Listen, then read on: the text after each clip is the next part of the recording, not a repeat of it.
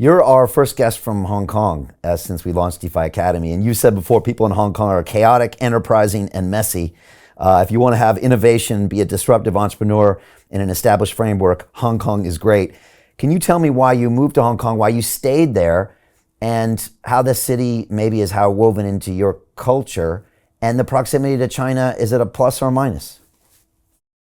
So, I mean, in my case, I guess you could say that although it's not technically the definition, I guess I was always a quasi third culture kid, if you were, because, I grew up as I'm a Chinese ethnically, but I speak fluent German. I grew up in Austria, right? And I can tell you in the 70s and the 80s, there were very few Asian, let alone Chinese people, right? In all of Austria for that matter, right?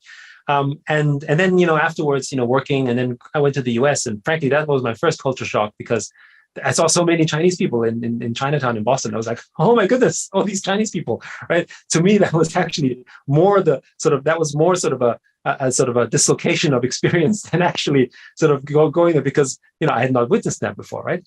And then obviously landing in Japan and then Taiwan and then Hong Kong, right? So I think those experiences shape you somehow, right? And what I do appreciate about Hong Kong, despite the fact that like all places, it was probably difficult to work there. And it was a place that when I came to Hong Kong was a colony, right? And actually it was just really introducing the parliamentary system that's known as LegCo. When I got there, it wasn't something that was well established at all. And in fact, although I didn't experience this myself, it was only a few decades ago that actually there was segregation in Hong Kong, right? When I got there. So we're talking about a society that had a legacy of a history that I had studied, but obviously hadn't witnessed that before. And experiencing that from the perspective of an English-speaking foreigner in a sense, but essentially looking and sort of being very much like a local, right, was an interesting sort of way to sort of live both worlds and kind of traveling sort of, two cultures, or multiple cultures in sort of one sort of in one place. So Hong Kong was that, right? And there were some interesting things around Hong Kong as you evolve and see what's happened, from the 90s to the 2000s to where it is today. It's that melting pot. It's the place where English is the official legal language, and yet we're all Chinese, right? It's the place where you have, people from all over the world, German, French, English, British, Canadian, whatever, right? All mixed up. And yet still it is technically a Chinese territory, right? There's very few countries in the world that can say the same thing, that are also very much mixed up because we don't have an Italy town or we don't have a sort of Irish town or something like that in Hong Kong. They're all kind of together in a way, whereas in the US, you have still these interesting segregations, although it is very much mixed, but you have these cultural segregations of, the Chinatown or Japantown, which was kind of alien to me at the time, but I've come to appreciate that as well. So this is kind of where Hong Kong is, right? And Hong Kong is also very dynamic because of the fact that it is hyper-capitalist, which has its pros and cons. But certainly on the pros, it means that there is access to capital. And it also means that when there is money to be made, there's a lot of activity that can help sort of do that. And because Hong Kong is really an island, really, I mean, Kowloon is technically connected, but, it doesn't have agriculture. You can't build a business that only serves Hong Kong. You're forced to build a business that is global from the outside. And of course, in recent times, also very much China focused, but definitely in the past, Hong Kong was very much a center for at least pan-Asian, if not global activity.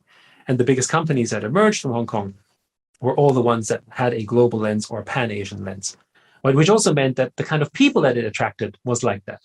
And, it wasn't necessarily in technology, but it was in trade, in commerce, in logistics, in finance, right? And so Hong Kong is, I would say one of the global capitals of the world, right? And, along the lines of a New York or London, those kind of places, I think Hong Kong is up there, with them because of that.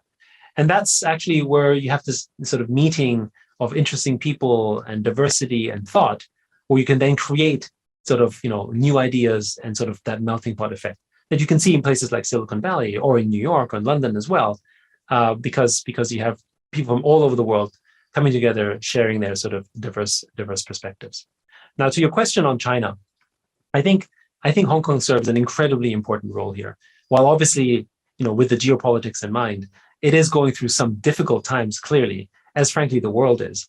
I think Hong Kong's role remains as the bridge of the world to China. As China, when Hong Kong emerged, actually China wasn't yet as influential as it was, right? In fact, you could argue that China depended a lot on what Hong Kong could offer it from a sort of export and financing capability and all that stuff. Of course, this has changed today, but I think Hong Kong's role is really the bridge of the world to continue to have active and positive dialogue with China. And this is, important because China is, obviously the other emerging superpower, right? And in that scenario, you need a place where people can actually meet safely and have a conversation around where that goes. I actually think Hong Kong is more ideal that way because still English is the primary language of Hong Kong, for instance. The legal language is English, while also you have Mandarin and you have Cantonese and other forms of here. You can't have this dialogue in San Francisco in the same way that you can't have this dialogue in Shanghai, right? That bilateralism can't exist in those territories directly, but they can exist in this sort of, quasi sort of independent territory of Hong Kong. So that's where I think this will go. And the multi-layering of culture is why I think it's important because, I think I said this in another event, but, we may not disagree with our worldviews and our politics, but we can still love the culture of each other. Chinese food is still the most popular food, probably in many cultures, at least certainly in the top three, whether it's in the UK, whether it's in the US, right? In the same way that people love burgers and steaks in China, right? And we also enjoy movies and visuals and art. People watch Kung Fu movies in the West and people watch Western movies and then like Marvel cinematics and everything that stands for in China, right? So we can still interact with each other in the context of culture and in context of understanding each other, while we may still disagree, maybe even fundamentally on other things. And I think this is important because if we stop doing that, then actually we're going to end up in a pretty dark place in the future.